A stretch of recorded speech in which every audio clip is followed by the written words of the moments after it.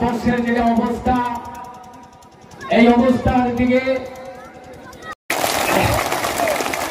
আর আমি আপনাদেরকে বিশাল জনসভা আপনাদেরকে একটা খুশির সংবাদ দেই।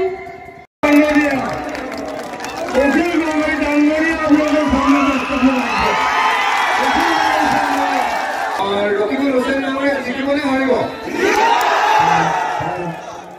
ভাষণ দিয়া দরকার নাই ছিল আপোনালোকে জিকাই পেলালে ইতিমধ্যে হয় নহয় সঁচাকে ৰকিবুল হোসেন নামে জিকিব কবলে বতৰ দিনা আগ্ৰতা কৰি জিকিব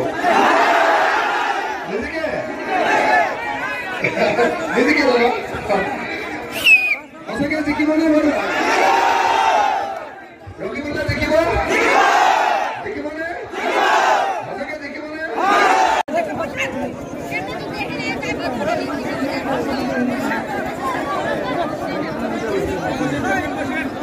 সঠিক ৰায় আৰম্ভ কৰুন সঠিক ৰায় বিজেপি সৰকাৰ শাসনলৈ অহাৰ আগতে বিজেপি সৰকাৰ শাসনলৈ অহাৰ আগতে 1 কেজি নিমখৰ দাম আছিল 3 টকা হয়নে এতিয়া 1 কেজি নিমখৰ দাম কিমান কিমান ও 10 টকা নিমখ পায় 1 কেজি পেকেটৰ নিমখৰ দাম এতিয়া 30 টকা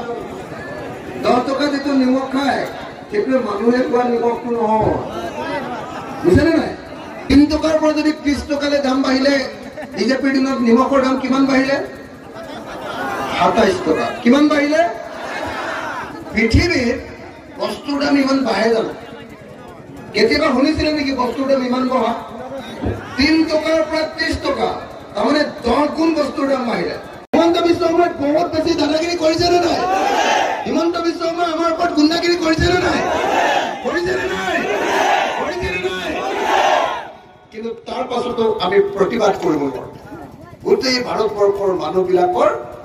বাক স্বাধীনতা এই বিজেপি চৰকাৰে নাইকিয়া কৰি দিছে হয়নে আজি যদি বিদেশী আনিবলৈ লৈছে বাংলাদেশৰ পৰা আফগানিস্তান পাকিস্তান আৰু বাংলাদেশ কৈছে যে হিন্দু বিদেশী বিলাক হিন্দু ধৰ্মৰ মানুহবিলাক সববিলাক ভাৰতলৈ লৈ আহিব গোটেই ভাৰতৰ মানুহে কৈছে আমি নামানো আমাৰ ইয়াত থকা মানুহে মাটি পোৱা নাই আমাৰ ইয়াত থকা মানুহে বানপানী গৰাখহনীয়াত পৰি আছে আমাৰ ইয়াত থকা মানুহ অসমৰ 100 জন মানুহৰ ভিতৰত 28 জন মানুহ এতিয়াও ভূমিহীন মাটি নাই 32 জন মানুহৰ মাটি আছে কিন্তু সেই মাটিৰে ঘৰত খাবলৈ নোজোৰে 100 জনৰ ভিতৰত 32 জনৰ ঘৰত খাবলৈ নোজোৰে আৰু 28 জনৰ এডৰাও মাটি নাই 60 জন মানুহৰে ঘৰত ভাত খাবলৈ নোজোৰে গৰি আমি বিদেশী আৰু ল'ব পাৰিম নেকি পাৰিম নে নোৱাৰিম আৰু বিদেশীৰ বুজা ল'ব নোৱাৰো কিন্তু বিদেশী নালাগে বুলি যেতিয়া কয় তেতিয়াহ'লে কি কৰে তেতিয়াহ'লে লগে লগে বিজেপিয়ে কি কৰে মানুহক জেলত ভৰাই দিয়ে দিয়ে নে নিদিয়ে কওক দিয়ে নে নিদিয়ে কওক সব অসমীয়া হৈ গ'ল 71 চনৰ পাছত হিন্দু মুছলমান বছৰ 8 মাহ 1 বছৰ 8 মাহ জেলত ভৰাই মই আপোনালোকক বিজুলী কোনে পুলিচে যদি ধৰি দিয়ে ৰাতিৰ ভিতৰত বুকুত গুলিয়াই দিয়ে এনকাউন্টাৰ কৰে কৰে নে নকৰে কৰে নে নকৰে কৰে নে নকৰে কোনোবা সভ্য দেশত সংখ্যালঘু মানুহৰ ওপৰত এনেকৈ অন্যায় কৰে নেকি কওক কোনো সভ্য চৰকাৰে এই কাম কৰিব পাৰে নেকি ৰাইজ বিজেপি চৰকাৰ অসভ্যৰ চৰকাৰ বিজেপি চৰকাৰ গুণ্ডাৰ চৰকাৰ বিজেপি চৰকাৰ বদমাছৰ চৰকাৰ বিজেপি চৰকাৰ অগণতান্ত্ৰিক চৰকাৰ বিজেপি চৰকাৰ স্বেচ্ছাচাৰী চৰকাৰ বিজেপি চৰকাৰ ফেচিষ্ট চৰকাৰ আৰু সেইকাৰণে এই চৰকাৰক আমি লাগিবনে নাই লাগিবনে নাই লাগিবনে নাই লাগিব যদি মূল্য বৃদ্ধি কৰিব লাগে যদি বস্তুৰ দাম বঢ়াব লাগে তেতিয়াহ'লে বিজেপিক ভোট দিয়ক যদি মুছলমানৰ ঘৰ ভাঙিব লাগে তেতিয়াহ'লে বিজেপিক ভোট দিয়ক যদি মাদ্ৰাসা ভাঙিব লাগে বিজেপিক ভোট দিয়ক যদি বাক স্বাধীনতা নাইকিয়া কৰি দিব লাগে আপোনাৰ মুখেৰে এটাও শব্দ ক'ব নোৱাৰা হ'ব লাগে তেতিয়াহ'লে আপুনি বিজেপিক ভোট দিয়ক আৰু যদি এখন গণতান্ত্ৰিক ব্যৱস্থা পুনৰ প্ৰৱৰ্তন কৰিব লাগে তেতিয়াহ'লে এইবাৰ ব্ৰহ্মপুত্ৰৰ বুকুত বিজেপিক উটুৱাই দিব লাগিব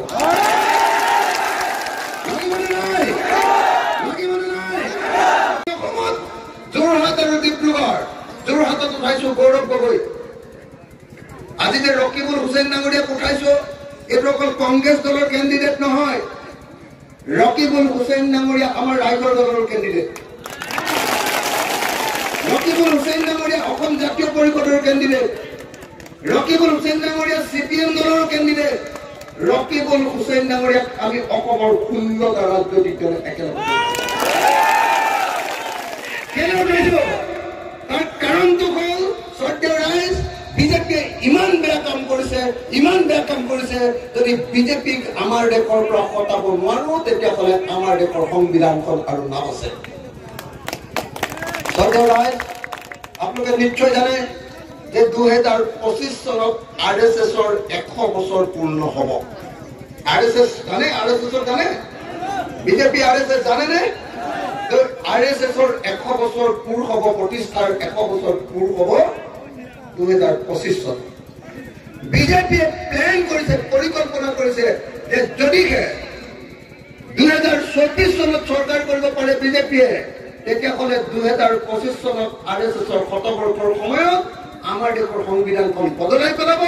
আৰু আমাৰ দেশখন গণতান্ত্ৰিক দেশৰ পৰিৱৰ্তে হিন্দু ৰাষ্ট্ৰত পৰিণত কৰিব হয় নে নহয় খবৰ পাইছেনে নাই আপোনালোকে আমি আমাৰ দেশক গণতান্ত্ৰিক কৰি ৰাখিব খোজো নে ধৰ্মীয় মৌলবাদী দেশ কৰি ৰাখিব খোজো আমাক কি দেশ লাগে ধৰ্ম নিৰপেক্ষ দেশ লাগে নে মৌলবাদী দেশ লাগে কি লাগে ধৰ্ম নিৰপেক্ষ দেশ লাগে নে মৌলবাদী দেশ লাগে আমি হিন্দু মুছলমান খ্ৰীষ্টান জৈন সকলোৱে একেলগে মিলি জুলি বাস কৰিব লাগে নে হিন্দু আৰু মুছলমানৰ মাজত কাজিয়া লাগিব লাগে কোনটো লাগে আমাক একতা লাগে নে যুদ্ধ লাগে আমি মিলা প্ৰীতিৰে থাকিব লাগে নে কাজিয়া কৰিব লাগে আমি সম্প্ৰীতিৰে থাকিব লাগে নে সংঘৰ্ষ কৰিব লাগে সম্প্ৰীতি যদি সম্প্ৰীতিৰে থাকিব লাগে এবাৰ বিজেপিক আমি ব্ৰহ্মপুত্ৰত দলিয়াই দিবই লাগিব আৰু নোৱাৰি বিজেপিৰ অত্যাচাৰ বহুত বাঢ়িলে ইয়াতকৈ আৰু কোনো পক্ষে সহ্য কৰিব নোৱাৰি ৰাইজ চবে নামাতে আমি চাপৰ্ট দিম নে নিদিম এইটো 2 নম্বৰ ঈদৰ সময়ত অকণমান খেজুৰ কাৰোবাৰ ধৰে আগৰ নাছিলো চকীও ইমান অহা নাই আমাৰ কৰ্মকৰ্তাসকলে মানুহ নধৰা হৈ গৈছে ৰাস্তাটো মানুহ বিল্ডিঙতো মানুহ জিৰণি চৰাটো মানুহেই মানুহ এই মানুহে প্ৰমাণ কৰিছে যে কংগ্ৰেছৰ সভাত অখিল গগৈ আহিব ৰকিবুল হুছেইন আহিব আমি আমাৰ মৰম সমৰ্থন দুৱা দিবলৈ কষ্ট কৰি আমি যাম 2 ঘণ্টা 3 ঘণ্টা ইয়াত ৰখি আছে আপোনালোকে বেছি হৈছে কৈৰাই আছমিনে কৈছে যে মই যাওঁ মানুহখিনিক অলপ ৰখাওঁগৈ কিন্তু সকলো মানুহে অখিল গগৈৰ বক্তৃতা দিছে আমি কথা কৈ আছো আপোনালোকে শুনিবলৈ বিচাৰি আছে